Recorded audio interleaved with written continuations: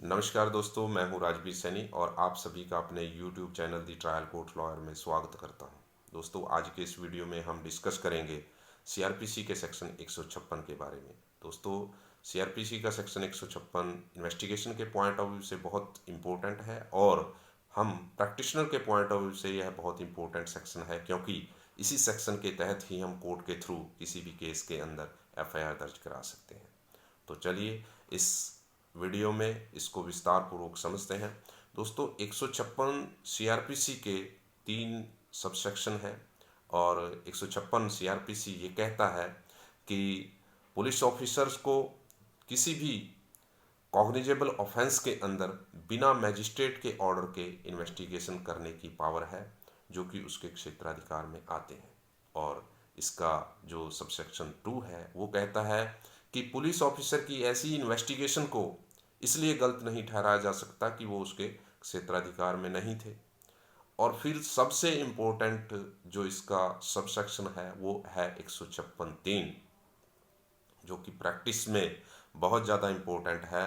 और वो कहता है कि मजिस्ट्रेट को पावर है कि जिसमें वो कॉग्निजेंस ले सकता है उसमें इन्वेस्टिगेशन के ऑर्डर करने के लिए।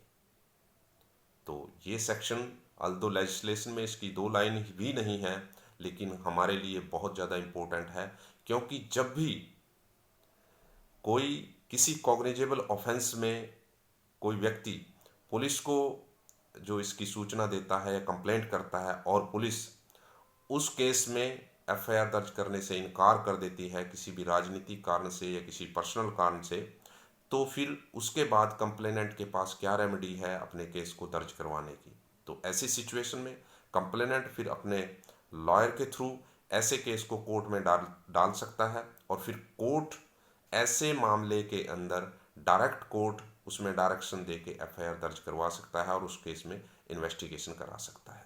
दोस्तों, 156(3) के अंदर मजिस्ट्रेट को सिर्फ इतनी पावर नहीं है कि तो उस मामले में केस दर्ज करवाए और इन्वेस्टिगेशन कराए, लेकिन 156 जो 3 है ये मजिस्ट्रेट को ये पावर भी देता है कि किसी भी केस के अंदर इन्वेस्टिगेशन को मॉनिटर कर सके।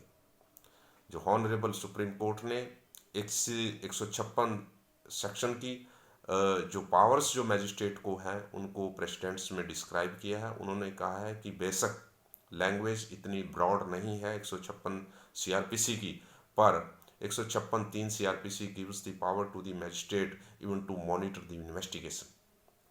दोस्तों, जब भी किसी केस की इन्वेस्टिगेशन कंप्लेनेंट को ये लगता है कि उसमें पुलिस इन्वेस्टिगेशन सही नहीं कर रही है और सही तथ्यों को कलेक्ट नहीं कर रही है, तो ऐसी सिचुएशन में फिर कंप्लेनेंट के पास ये रेमेडी है कि वह कि 156(3) सीआरपीसी के तहत मैजिस्ट्रेट के पास एप्लीकेशन लगा सकता है और उस एप्लीकेशन के तहत and he can get the investigation monitored by the magistrate.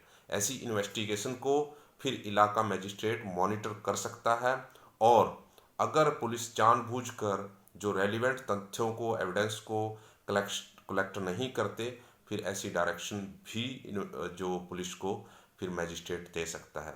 तो ऐसी सिचुएशन में जो सीआरपीसी में सही प्रोविज़न दिए गए हैं ताकि पुलिस की अनचेक्ड इन्वेस्टिगेशंस की जो पावर है उनको थोड़ा कर्टेल करके जो सही इन्वेस्टिगेशन कराई जा सके, ऐसा कंप्लेनेंट को अधिकार दिया गया है। दोस्तों, इसी वजह से ही जो 156 सीआरपीसी है वो इतना इम्पोर्टेंट है कि उसके अंदर जो मैजिस्ट्रेट को भी इन्वेस्टिगेशन को मॉनिटर करने की पावर दी गई है और मैजिस्ट्रेट को पावर दी गई है कि वह किसी केस में जो कि कॉग्निजेबल मामला हो उसमें एफआईआर दर्ज करवा सके।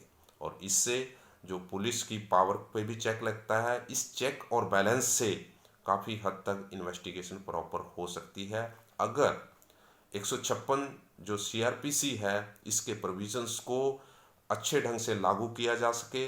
तो जो आज हम जो इन्वेस्टिगेशन परफेक्टरी जो गलत इन्वेस्टिगेशंस के केसेस देखते हैं उनको काफ़ी हद तक रोका जा सकता है। तो दोस्तों, इस वीडियो में बस इतना ही और फिर मिलते हैं नेक्स्ट वीडियो में सीआरपीसी के नए चैप्टर या नए सेक्शन के साथ। और फिर मैं आपसे रिक्वेस्ट करता हूं कि इस चैनल के साथ जुड़िए और अपने सुझाव दीजिए। Thank you, thanks for watching.